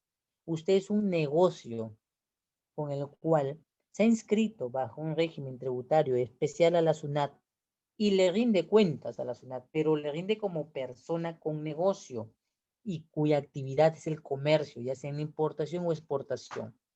Su nombre que haya colocado es solo comercial. Eso es lo que nos pide. También te pide un domicilio legal, aquello que la aduana dirá que te encontró habido, lo que no demuestra exactamente algunos otros documentos. Número de orden, lugar, fecha y formulación. Lo que le decía justamente en el comienzo, que en la orden de compra vamos dando los detalles de lo que vamos a consignar o decidimos consignar en la factura. El nombre y razón social del importador y la dirección. Lugar del ámbito legal o fiscal. Marcas, peso bruto, peso neto, signo de identificación, clase y tipo de bulto, descripción detallada de la mercancía como su marca, su modelo, su código, su cantidad, su unidad de medida, su estado de mercancía. Estos son los elementos que conllevan entender que estamos frente a una factura comercial que tiene la connotación de ser una factura para la valoración, es decir, que en él vamos a encontrar el sustento de información para poder determinar correctamente los tributos. Y esto no lo digo yo a manera alegórica que he puesto acá en mis cuadritos, sino que fue tomado, como les digo, de la resolución de Tribunal Fiscal de sentencia obligatoria para la SUNAT en el caso de la empresa, con el cual se fueron a juicio, y le dijo que no estaban obligados a poner los Incoterm. Acá está una fotografía que le tomé al documento que dice nombre, razón social del remitente y domicilio legal, número de orden, lugar y fecha de formulación, nombre y razón social del importador y su domicilio, marca, otro signo de identificación como numeración, clase y peso bruto de los bultos, descripción detallada de la mercancía, dice, indicándose el código, marca, modelo, cantidad con indicación de la unidad de medida utilizada, características técnicas, estado de mercancía, nueva o usada, año de la fabricación u otros signos que identifiquen si los hubieran. Origen de las mercancías. En una factura local no dice Made in China, no dice Made in Perú, simplemente te lo venden y obvian los elementos principales como el país de origen y el país de adquisición. Origen de la mercancía, entendiéndose por tal el país que lo ha producido. Valor unitario de la mercancía, con indicación del Incoterm pactado. Esto fue el elemento que llevó a determinar que los Incoterm eran libres y no eran obligatorios. Consignar la moneda de transacción, porque nuestra moneda no es una moneda divisa. En cambio, cuando nosotros efectuamos el ingreso de nuestras mercancías, la moneda de transacción o de negociación pactada es la que estipula el artículo 206 del reglamento de la ley de aduanas, que para poder calcular los tributos aduaneros es el dólar Norteamérica. Si hubiere otra moneda, dice, se utiliza el factor de conversión. Contener la forma y condiciones de pago, si pagaste de manera diferida, electrónica, al contado, etc. Esto también es una exigencia. Descripción detallada de las mercancías, indicándose el código, marca, modelo, cantidad con indicación de la unidad de medida, año de fabricación. También nos dice en la parte inferior, de ser necesario, su partida de sistema armonizado, número y fecha de pedido, y número y fecha de carta de crédito si lo hubiera. Entonces, las condiciones y descripciones que solicita entonces la SUNAT para el caso de la negociación internacional requiere más elementos que una factura comercial. O sea, la parte técnica de la parte comercial. Generalmente una factura común está dada solamente la parte comercial, no está en la parte técnica. ¿Y por qué debe estar algunos datos en la factura comercial? Porque ustedes que han estudiado nomenclatura saben que necesitan información relevante para poder asignarle la subpartida nacional y así obtener el ad valorem correspondiente a pagar. Pero deben haber otros documentos que acompañan a la factura comercial y son necesarios en el ámbito del comercio. Sí, hay otros. Yo les llamo los documentos conexos de tipo comercial. Los documentos conexos de tipo comercial son aquellos que demandan el sustento de que lo enviado precisamente puede pasar bajo la situación del reconocimiento físico o la situación del aforo. Entonces es importante por eso tener el documento que acompaña. Y me refiero específicamente al documento del packing list o lista de empaque. Documento de control que lo emite un exportador o vendedor para detallar los bultos, las cajas, los fondos o paquetes, o sea, en la descripción externa, de qué está cubierto, y que componen una expedición, así como también en algunas situaciones está el peso. En el packing list sobre todo van los pesos, peso neto, peso bruto, van las medidas y el contenido de cada uno, identificando con un número simple de referencia. Uno de los elementos siempre es facilitar la labor de las inspecciones en las que se da por aforo o reconocimiento físico. Además, figura también en él el detalle al documento al cual él ampara, sobre todo menciona el número de la factura comercial. Por eso que el packing list es un documento de descripción del detalle de cómo nuestras cosas han sido enviadas o acondicionadas y de ser cantidad permiten ubicar en ellas un lote determinado, ya que de repente en ese lote están las marcas del modelo y permite no revisar todos los bultos, sino específicamente uno.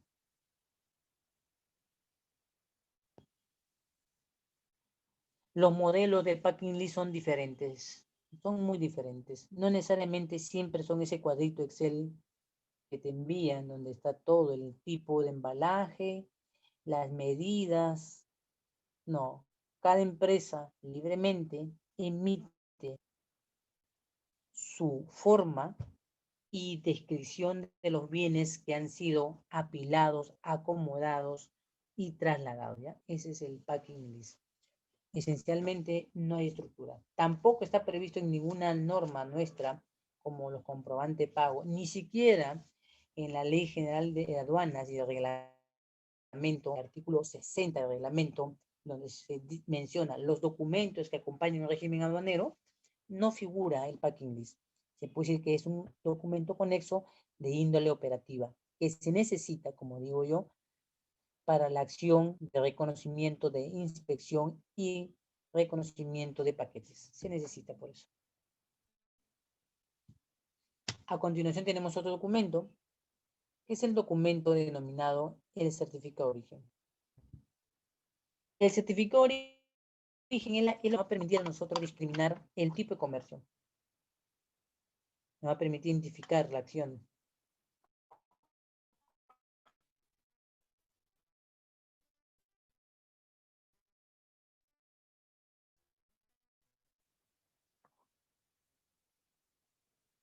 ¿Y cuándo y por qué?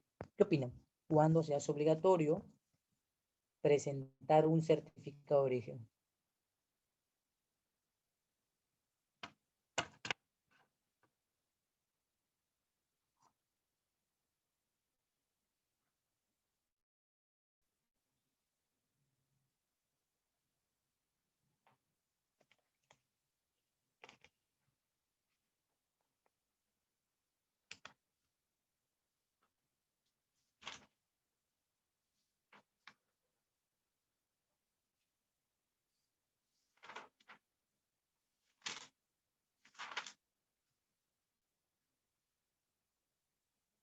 ¿Cuándo se hace necesario mencionar o presentar un certificado de origen?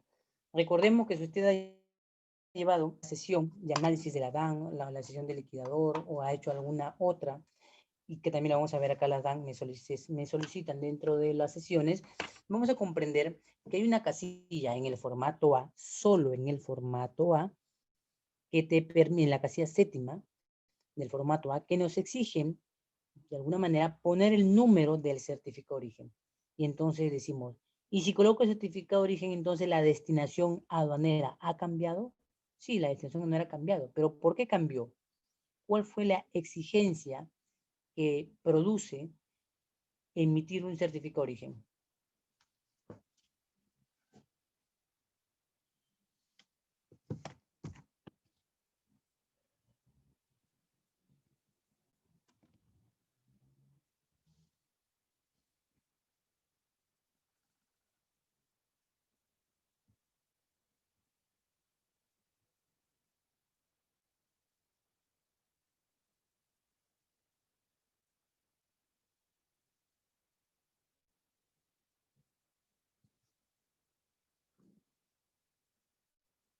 También la pregunta sería, ¿todos los certificados de origen son iguales?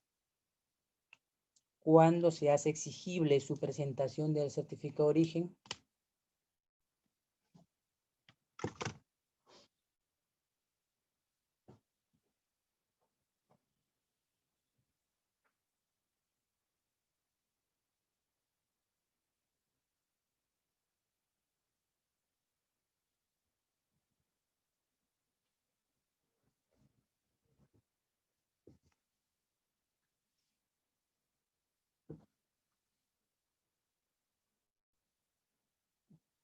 Correcto, Gianfranco. La exigibilidad se cumple cuando nosotros nos acogemos a los acuerdos tratados internacionales suscritos por el país. Correcto, sí. Entonces la casilla de descripción séptima del formato DUA A, entonces nace la obligación de colocar el número de documento de origen y adicionarle el código de suscripción de tratado o acuerdo que tenemos, ¿no? Sí, correcto. Ese es lo principal y eso es la evidencia de la aparición de un certificado de origen. Y permite entonces, como ustedes saben en sus preferencias, aplicar la desgravación arancelaria, no la tributación, sino la desgravación arancelaria. Y adicionando a esto, podríamos decir que los certificados de origen todos cumplen su formalidad de acuerdo a la negociación del país, con el país. Los certificados de origen están destinados a probar el origen, la denominación, y está cimentado en documentos, está cimentado por normas que denominan que hay que determinar el origen y criterio. Una de ellas es la CAM. La CAM formula entonces que a través de la decisión 416 y 417 de la Comunidad Andina, cuáles son los criterios que se deben tener al emitir un certificado de origen. Las cámaras de comercio e industria están habilitadas, como también actualmente bajo los cambios que han habido de parte del MINCETUR, que también lo hagan algunas municipalidades. El fin es descentralizar. Entonces podríamos mencionar que un certificado de origen siempre se vincula directamente con el acuerdo o tratado porque esto determina su formalidad, su presentación y su estructura. Y además evocan en ellos algunas cláusulas para determinar qué está invocando.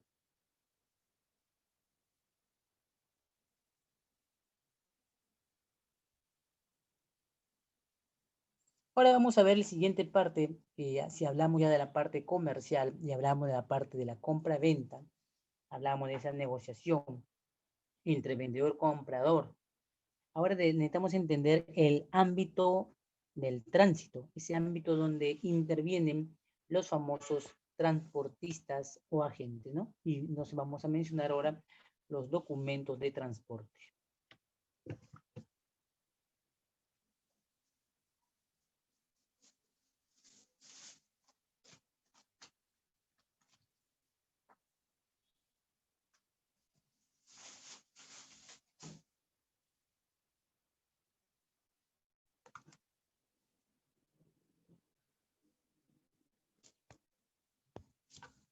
Veamos la definición.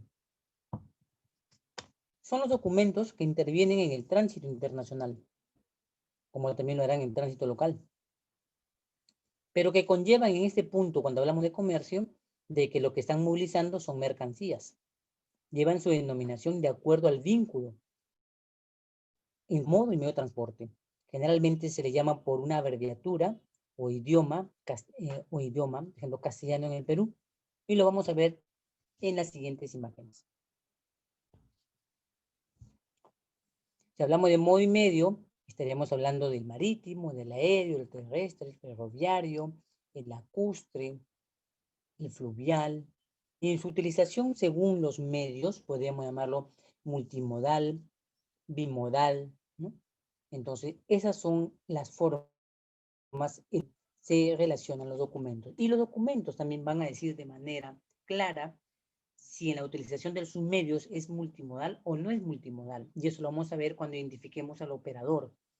Al operador ya sea el agente de carga, el transportista u otro operador que haga el servicio del envío de la mercancía.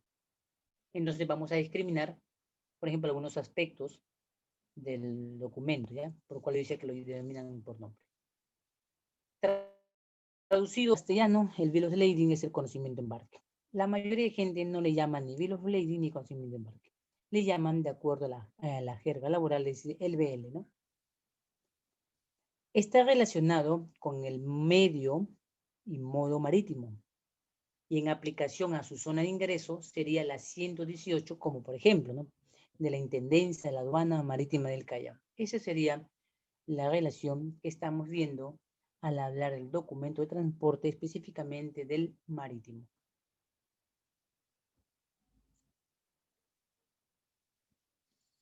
Ahora, los documentos, esencialmente de transporte, deben cumplir algunas disposiciones. Ustedes que han estudiado valoración saben bien que la normativa misma plantea que hay que desagregar los valores que corresponden al valor FOB y al flete.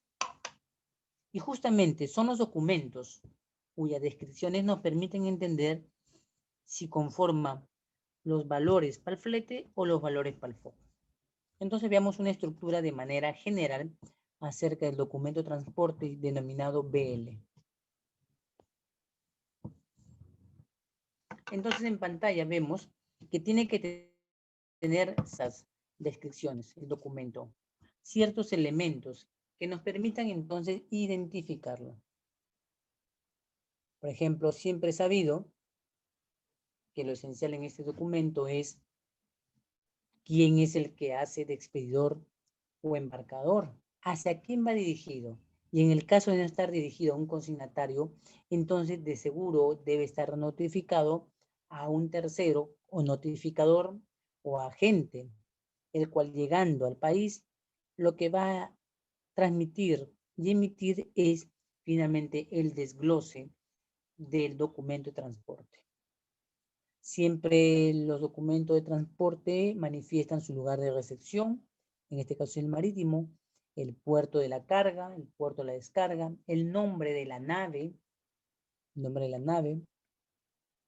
va a emitir, vamos a ver en el documento de transporte el número que corresponde para identificarlo, generalmente el número alfanumérico. En la parte de las descripciones va a haber información de corresponder, si la carga es general o no lo es, si está contenedorizada, o sea, en container o pallets, se generarán las marcas y números, como el número de contenedor, el número de precinto, el tipo de carga de la mercancía, también que le decía, generales, graneles o IMO. Y la descripción de la mercancía es de manera general bajo el nombre comercial. El peso bruto y finalmente las medidas que han generado dicho documento bajo el flete. Los fletes se van a determinar si son prepaid o collect. El número originales y el tipo de servicio y las formas de pago. Claro, de documento a documento pueden variar y algunos datos de repente se pueden simplificar, pero generalmente lo que debe haber siempre es el puerto de salida, el puerto de llegada, la descripción de la mercancía, el consignante y el consignatario. Esos son los elementos sustanciales que necesitamos observar en los documentos de transporte. También tenemos el siguiente documento. Y dentro de lo que le mostraba, bueno, ya lo he nombrado, la naturaleza, el estado de la mercancía, el nombre y establecimiento principal del porteador, el nombre del cargador, shipper, nombre del consignatario, puerto de carga, descarga, etc. Estos son algunos de los elementos que deben contener los documentos de transporte.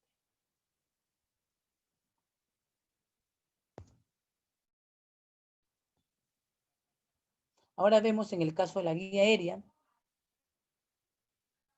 que tiene su connotación de abreviatura y tiene su nombre en inglés. Generalmente ya, como le decía en la mención, no lo van a llamar no lo van a describir ni por la abreviatura ni por el nombre en inglés, sino lo van a llamar con el nombre establecido del idioma del país, que es el castellano, era guía aérea. Está vinculado al modo aéreo. La vinculación con su llegada podría ser, como ejemplo, la 235, que lee la intendencia de la aduana aérea del Callao. Entonces se relaciona directamente con ello. El documento de transporte aéreo se establece entre el expedidor y la compañía aérea, mediante el cual se reconoce haber recibido las mercancías para ser expedidas y se obliga a ser transportadas de un puerto hacia otro puerto de destino convenido. Se le denomina igualmente carta aporte o guía aérea y lo emite una compañía aérea o un agente reconocido por la IATA, ¿ya? Por la Institución Internacional de Transporte Aéreo. Los modelos pueden variar, algunos y otros ser estándar. Entonces veamos algunos ejemplos de ello.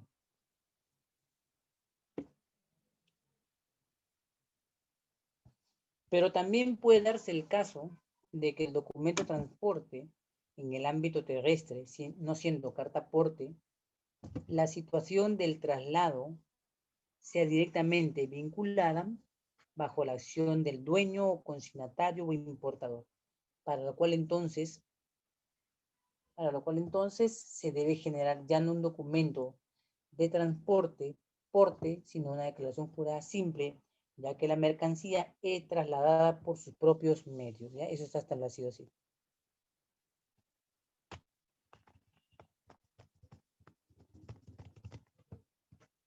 Ese es el detalle.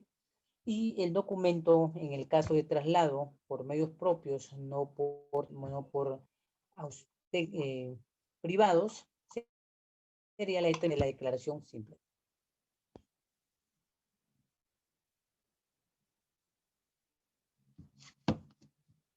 Ahora, el siguiente tema que se va a ir planteando y desarrollando en las siguientes sesiones va a ser hablar de aquel vínculo llamado documentos en la intervención aduanera o en la destinación aduanera. Te pongo en pantalla entonces el otro tema que es interno de la implicancia. La documentación también está vinculada a la actividad aduanera. Vamos a poner entonces el preámbulo a esta sección y opino que la documentación conforma uno de los aspectos esenciales luego de la destinación aduanera, porque la destinación aduanera aprendida por usted es la voluntad libre que tiene la persona sobre el bien de compra y que determinará, según la formalidad aduanera, que se pueda cumplir el régimen. Y es decir, si yo traigo un bien de compra que acabo de traer de China, mi intención es venderlo localmente, entonces se pregunta a sí mismo la administración si el bien presentado de despacho es un bien determinado, si cumple con las disposiciones de característica técnica y más aún si realmente existe la determinación del ámbito donde se puede aplicar. Porque si no lo está, entonces la mercancía, por efecto de no cumplir la formalidad aduanera establecida, podría caer en legajamiento, ¿no? Porque no cumple el fin para el cual se quiere. Pero también puedo decir ahí en el preámbulo que debe identificarse que en el marco del reglamento de la ley de aduanas se prevé en el artículo 60 que se identifica se identifica documentación básica.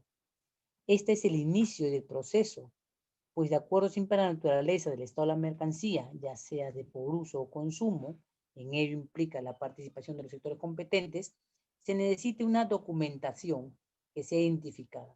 Y es por eso que la parte no arancelaria es la que hace su participación, sobre todo en el ámbito que decimos de la documentación aduanera. En este ámbito se pronuncian los sectores competentes como DIGEMIT, DIGESA, OTO, etc. Vamos a ver entonces un esbozo a lo que me refiero cuando hablo de documentación aduanera y de aquella que es de condición básica y aquella que puede ser de tipo excepcional. Entonces, en el reglamento de la Ley General de Aduanas, en el artículo 160, como en el artículo 59 de la ley, donde manifiestan la documentación, entonces debemos entender que hay documentación básica. ¿Qué es lo básico para el reglamento de la ley de aduanas? La DAM, la factura o documentos equivalentes, el documento del transporte y cuando se considere y como se considera optativo, la determinación del seguro. La documentación básica está marcada de esta manera, pero puede existir documentación excepcional que se pida, sí. Cuando una mercancía connota la situación de restringida, entonces connota presentar otros documentos. El artículo de reglamento no menciona, por ejemplo, el documento de packing list, no menciona el documento del volante de despacho o warehouse, no menciona el ticket de balanza, no menciona el aviso de llegada, no habla. Simplemente para Administración de Aduanas considera básico y principal dichos documentos. Y entonces, pero uno debe entender que de acuerdo a la naturaleza de la mercancía, implica tener la documentación excepcional para el sustento de la observación que han hecho los sectores competentes. Entonces, ese es un documento, digamos, conexo, que se suma también. El packing list puede acompañar la factura. El documento de origen del certificado acompañará para determinar que estoy haciendo un acuerdo a la factura comercial. Y finalmente, si traigo un insumo, un producto que se vincula, no se vincula directamente con su relación de consumo, entonces requiere una autorización de DIGESA.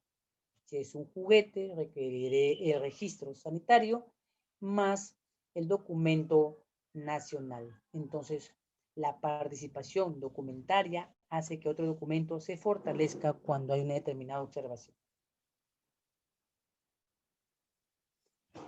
Y un elemento importante de participación de los documentos en la parte aduanera es que la administración aduanera menciona en el artículo 49 de la Ley General de Aduana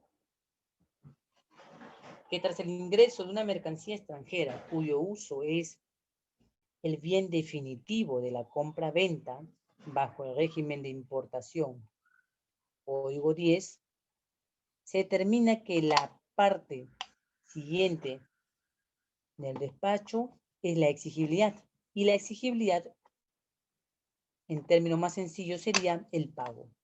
Y al no haber pago, no tener pago uno, lo puede aplicar, como determina ahora la normativa, en la exigibilidad del anticipado, entonces puede colocar en garantías. Veamos lo que dice la administración con respecto a las garantías. Dice, se consideran garantías para efecto del decreto legislativo y reglamento los documentos de índole fiscal, bancario y comercial. Acá la aduana es clara en determinar que hay otro tipo de documentos. No menciona la índole del documento aduanero, sino que hace mención a 3 situaciones concretas que se conocen. Los documentos fiscales, los documentos bancarios y los documentos comerciales. Podríamos entonces entender, bajo esa cápita que da la Administración de Aduanas, que los documentos que va identificándolos son de índole comercial, son, o sea, mejor dicho, los generales, de índole financiero, de cuyas entidades son las bancarias, pueden ser, y lo de fiscalización posterior. La factura comercial puede convertirse en un documento de fiscalización para que acompañe la determinación si realmente eso es lo que ha venido. Pero entonces, ya como usted ha llevado el tema, entonces podemos dar la definición de las garantías aduaneras en este caso, que también es un documento que participa para la exigibilidad o pago de la base imponible. Entonces, la garantía aduanera es el instrumento que asegura, dice, la satisfacción de la Administración de Aduana, el cumplimiento de obligación. ¿Cuál obligación? El cumplimiento de obligación del pago de los tributos. A eso se refiere. Y en esa obligación de pago de tributos, estos documentos, como las garantías, están fijadas por la determinación de ciertas condiciones que deben cumplir. Veamos qué dice la normativa y qué documentos identifica la normativa en el caso de la gestión aduanera. Identifica, por ejemplo, bajo las modalidades, hay fianza, nota de crédito, póliza de caución, guardan, certificado bancario, pagaré, garantía mobiliaria, hipoteca, garantía en efectivo, garantía nominal. La Administración de Aduanas, para el artículo 49 de importación para el consumo, entonces determina que las garantías solamente podrían ser 3 para efecto. La carta fianza bancaria emitida por el banco, la póliza de caución emitida por la compañía de seguros y las garantías nominales que son nuestro patrimonio o bienes, ¿ya? A eso se refiere con el documento de intervención en la exigibilidad o pago de los tributos, como son las garantías aduaneras.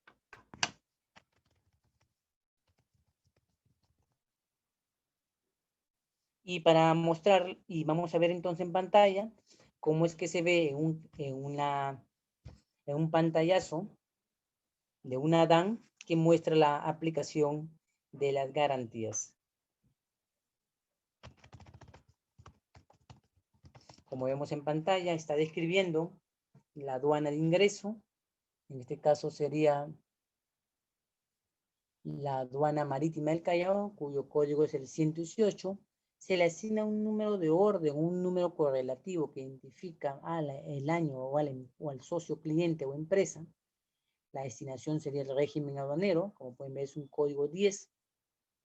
Un código que identifica la importación para el consumo cuya índole entonces está determinada por el valor FOB y la intervención del representante aduanero. Y entonces vemos en la parte donde dice registro de la aduana, informa que la mercancía ha sido acogida a la garantía establecida para la exigibilidad de pago.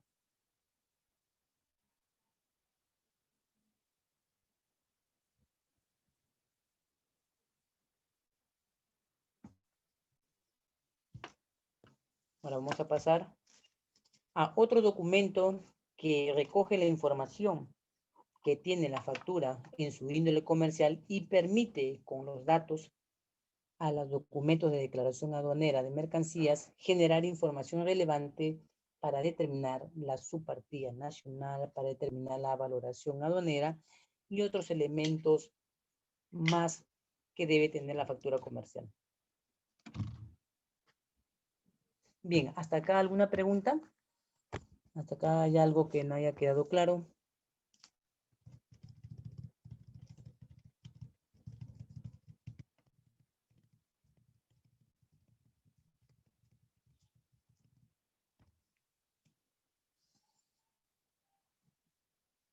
Bien, Gianfranco.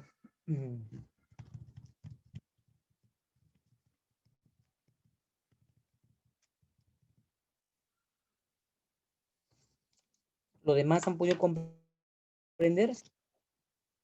Sí, deben ir al campo virtual, Michelle. Deben ir al campo virtual de darse la situación de una evaluación o de información de igual manera. ¿Sí? Se dan.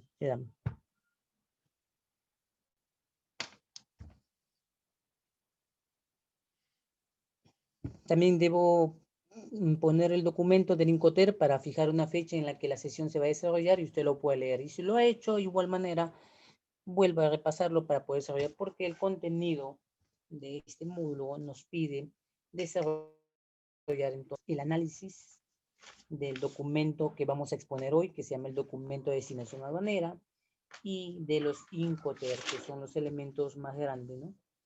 Para estudiar, ¿no?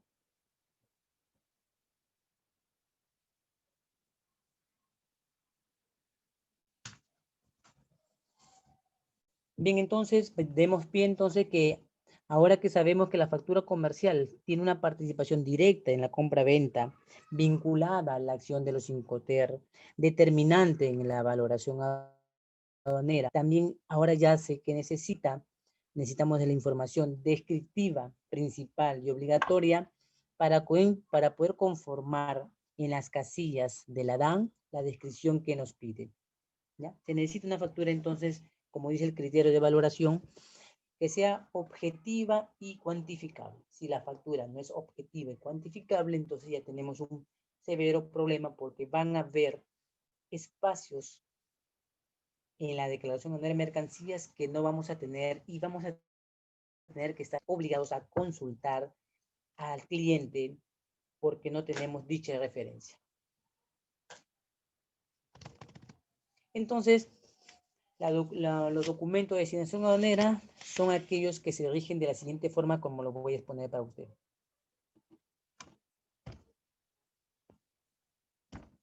Hay dos documentos principalmente, la DAM y la declaración simplificada. Acá le he puesto el nombre. La declaración aduanera de mercancías, conocida como la DAM, y la declaración simplificada. Vemos en pantalla que la DAN se subdivide en la declaración única de aduanas. La declaración única de aduanas se vuelve a subdividir en los formatos A, B y C. En el caso entero de lo que es la información para el consumo, entonces refiere que la DUA apertura más series. Y también es importante entrever que este famoso documento de descripción implica identificar en ello también el régimen al que se acoge. DUA A, DUA B y DUA C. Solamente hay C cuando hacemos importación para el consumo. Y se generará entonces los documentos adicionales como el A1 o el B1. Eso lo veremos en la siguiente clase, ya que los minutos ya no nos van a alcanzar. En la siguiente clase vamos a escudriñar toda la DAN, ¿ya? Toda la DAN, parte por parte. Ahora, otro aspecto más que hay que resaltar de la DAN. La DAN se vincula al régimen general y la simplificada al régimen especial. La DAN, cuando se acoge al régimen general, es porque su valor es mayor a $2.000 en el ingreso de la importación para el consumo. Y su valor es mayor en la exportación definitiva. Por eso que hablamos de mayor. Mayor en el ingreso, mayor en la salida. Y ese es el vínculo por lo que genera un régimen general. Entonces, si queremos y hemos estudiado legislación aduanera, podemos decir entonces que desde el artículo 49 hasta el artículo 97 son regímenes generales y están vinculados al uso de la DAM. Acuérdese de eso. Desde el artículo 49 hasta el artículo 97 de la Ley General de Aduanas, los regímenes son de índole general. ¿Por qué? Porque sus valores están regidos a mayor a $2.000 en el ingreso o mayor a $5.000. Sin embargo, en el régimen especial, el valor FOB es menor o igual a $2.000. Es distinto, ¿ya? No es lo mismo. Pero también podemos concluir, cuando analizamos la DAM de esta manera, que la DAM puede darnos indicios de la intendencia en la que ingresan. Miremos la diapositiva siguiente. Entonces podemos decir que la DAN, cuyo régimen es general, cuyo valor es mayor a $2.000 en ingreso y en la salida mayor a 5.000, las intendencias con las que más se relacionan en la 118. La menciono de manera general porque hay otras intendencias que son marítimas. En la 118 en la aduana marítima, la intendencia marítima, y en la 235 la intendencia de la aduana aérea. Si nos abocamos a la simplificada, estaríamos pensando en la 244, que es la postal, en la cual se utilizaría una declaración simplificada para efectos de que la mercancía cuyo valor de compra sea menor o igual a $2.000.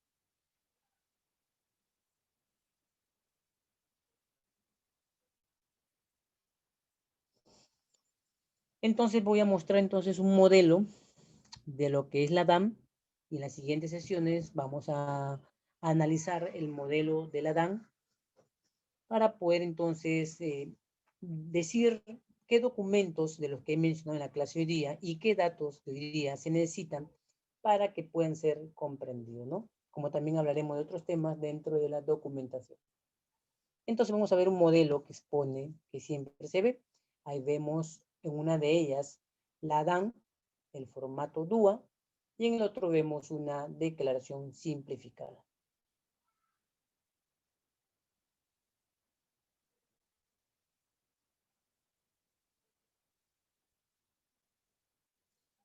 Ahora, si hemos mencionado que la declaración anual de mercancía se subdivide en los formatos DUA, entonces las DUA principalmente son el formato A, el formato B y el formato C. El formato A conlleva a la parte de la descripción en la casilla número 7 de manera general y en la casilla quinta del formato B a la descripción específica, todos ambos 7 y 5 referidos al invoice. Pero también lo importante, cabe resaltar, es que el formato A diferencia del formato B, es la declaración de valor en aduanas, y el formato B es la de la declaración comercial. El formato C, entonces, discurre en el pago de los tributos. Veamos los ejemplos entonces. Ahí vemos en pantalla que tenemos el formato A. Y si pueden ver en la parte central, o ustedes ya conocen el formato DUA, vemos que solo puede suscribir un producto. En el formato A1, ya sé que si la compra, la cantidad determinada de compra es mayor a un producto, entonces hace generar el formato A1. Y el formato A1 puede suscribir 3 mercancías. Por eso que vemos 3 espacios de la casilla 7.35. También lo mismo debe suceder y sucede con el formato B, que es la declaración comercial. El formato B suscribe entonces la información para 2 productos, en la casilla número 5 para ser más específico. De ser mayor la cantidad de productos descritos en la factura comercial, entonces el formato B es insuficiente y conlleva hacer nacer el formato B1, que muestra 5 casillas del ítem 5. 5 casillas para suscribir los productos que no logran suscribirse en el formato B, ya que solamente se suscriben solamente 2 productos. Y ya para terminar,